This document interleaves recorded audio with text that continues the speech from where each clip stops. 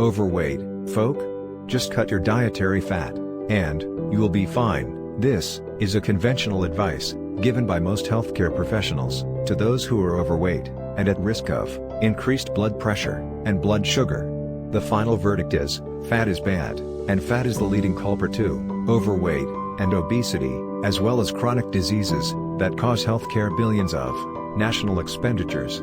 So, does dietary fat reduction help weight loss? Stay tuned to find out more.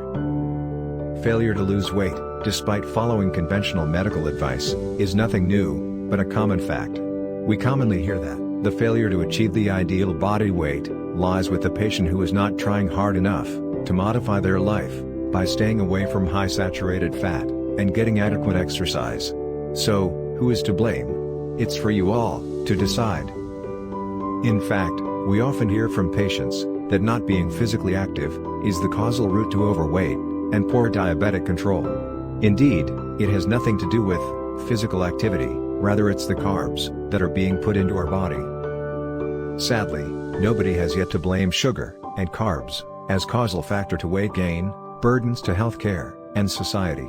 Today, there are tons of scientific evidences that fat consumption is not the culprit to overweight, as perceived deeply by public and many medical professionals.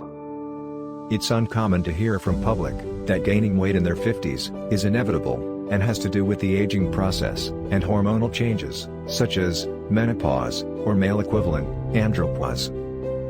Yes, you are probably partially right, in the sense that the key essence to unhealthy body weight is a hormone problem, but fortunately, aging and sex hormones, or not even cortisol and leptin, come close to blame globally. In fact, insulin hormone is the most common culprit to the global obesity and health impact. Insulin resistance, due to constant high carbs intake, with compensatory elevated insulin hormone, is the leading cause of obesity in mankind. Rarely, insulin-producing tumors, insulinoma can drive obesity, but surgery is the ultimate way to fix it. To fix lifestyle-related insulin resistance, you don't have to eat less, to take medicines, or to exercise more, to achieve a healthy body weight. There is no way exercise alone will help. Just fix your eating habit. Change your eating lifestyle. Your hormone problem will eventually go away, so does your excess weight. Believe it or not, fixing the hormonal imbalance, in an appropriate way, will autocorrect the overweight issue, and associated metabolic diseases. How on earth can the hormone balance be fixed? Yes, you're probably smart enough to have the answer already. Check out the video link below to learn more. Unfortunately, fighting off carbs from our daily diet is a tough job, due to their highly addictive nature. Everyone agrees, alcohol is additive, but nobody accepts the fact that sugar, or carbs are too addictive. So, back to the basis of chemistry. How did alcohol come about? Bingo! Fermented sugar, from feedstocks. As they are from the same origin, both are capable of activating the dopamine reward system in the brain to generate pleasure, and equally end up with risk of tolerance and withdrawal adverse effects and long-term consumption. For parents who are watching this video, sadly, feeding your loved children with their favorite fruity drinks is no different from offering them alcohol from young. Likewise, training your family to take fruits daily is in fact putting the loved one at risk of disease of civilization. Check out health risk of daily fruit intake in video link below. In essence, a natural food, when consumed inappropriately, may pose more harm than good. Hence, the so-called natural does not often mean safe, as many perceive. The sugary drink that is made of syrup sweeteners is essentially as bad as fresh fruit drink in health, when being consumed constantly. Sugar, in any form, including artificial sweeteners, is equally addictive. Indeed, a diabetic person couldn't be happier to find an easy way out to fight against sugar craving by taking sweeteners as a sugar replacement, without having fear of blood glucose spike. Sugar and sweeteners, much like cocaine and any illicit drugs, dampen the reward system, or mesolimbic system medically, in humans' brains, to promote tolerance over time. In order to achieve the same level of pleasurable effects, a higher dose of sugar is needed, for greater dopamine release. Much like cocaine, a sudden drop in sugar, or sweeteners intake, after prolonged consumption, will lead to uneasy feelings. Therefore, the sweeteners, as sugar replacement, is equally harmful. Sweeteners promote carbs addiction, hence putting one at risk of weight gain. Unfortunately, many healthcare professionals see sweeteners as a healthy choice of sugar replacement for diabetics, not knowing their long-term adverse health outcome, which is as harmful as taking natural sugar. Now, people are often being told, brown rice is better than plain rice, cereal is better than other carbs, whole grain bread is better than white bread, and the consumption of natural fruits is healthier than artificial syrup. Unfortunately, the short answer is no. They are all equally unhealthy in regular use, which many average healthcare professionals are not aware of when doing dietary counseling for metabolically at-risk groups. They are all essentially made of sugar subunits, and will eventually hit your bloodstream to exert negative metabolic impact. For instance, taking fresh fruits on a regular basis could be lethal to humans' body over time. Metabolically, a regular consumption of natural fruits puts one at risk of gout, hypertension, diabetic, carbs addiction, obesity, non-alcohol liver disease, osteoarthritis with knee ache, and increased cardiovascular mortality, as well as dementia. Central obesity is clinically associated with brain volume reduction, correlated with threefold increased risk of Alzheimer's disease. Interestingly, dementia is now referred to as type 3 diabetes. The brain of dementia is being starved of energy due to impaired glucose uptake in the presence of insulin resistance. Do you know the so-called essential hypertension, which many doctors believe the cause is unknown or familial, is in fact due to insulin resistance and fatty liver? Insulin resistance interferes with normal body aldosterone hormone functions, leading to body salt retention and abnormal volume expansion, hence, increased blood pressure.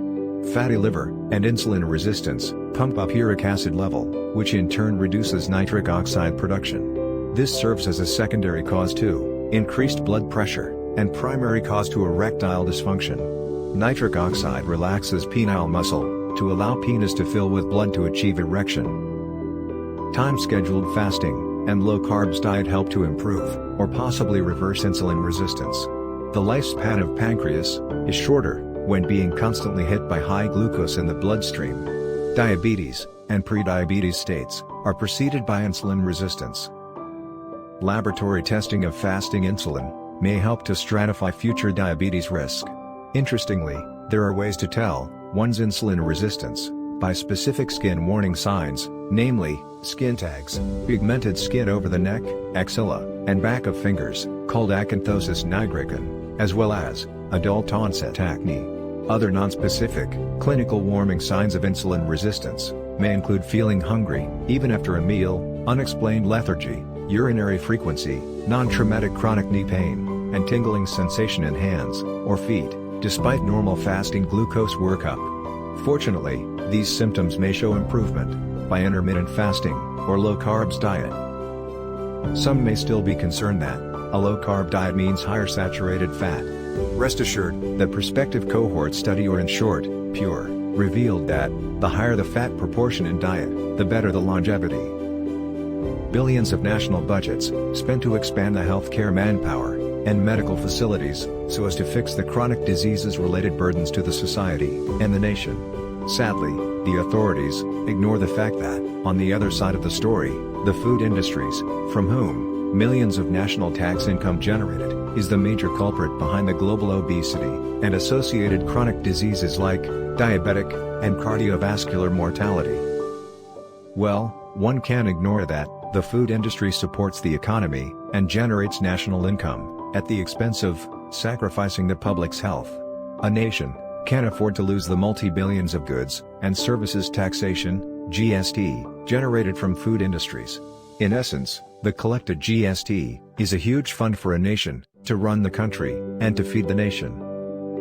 One has the right not to buy any products made by the food industry.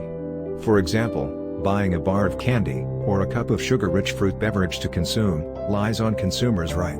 Although sugar in these products is scientifically proven to be as addictive as cocaine and marijuana, they are not regulated, as they do not cause instant toxic effects like alcohol or illicit drugs. In fact, millions of dollars are spent to educate the public's awareness as to the harm of sugar in overconsumption. Unfortunately, the outcome is often disappointing. Not until one day, the use of sugar is regulated and enforced by law, in terms of daily allowance. Food industry is not legally bound by law to restrict processed foods production and to disclose clearly the components of fructose or glucose in their products. Food industries are permitted to use sugar like fancy euphemism to disguise unhealthy high sugar component in their products. This misleads public to perceive that some processed foods are healthier for consumption. For example, honey or cane sugar is more natural than processed sugar, hence they are safe for human to consume. There are a lot of hidden sugar in highly processed foods on the shelves in supermarkets. Can anyone tell if yogurt is healthy? It's a multi-billion industry. You must get the formula right to hit the human's reward system in the brain in order to get consumers to buy and buy again. If you like, a phenomenon of addiction. Food industry often demands scientific evidence to prove that their products are harmful before any legal action can be launched against them. Unfortunately, there are hardly any high-levels clinical research that are available to go against the idea of highly processed food as the direct causal factor to the negative health outcomes in humans, simply because it's damn too expensive and unethical to produce the studies on humans. Take-home message: anything perceived as natural may not necessarily be healthier. In particular, its use is against the nature of how the human's body works. In essence, eat in moderation, if in doubt, and to consider resting your overworking pancreas intermittently to reduce long-term harm.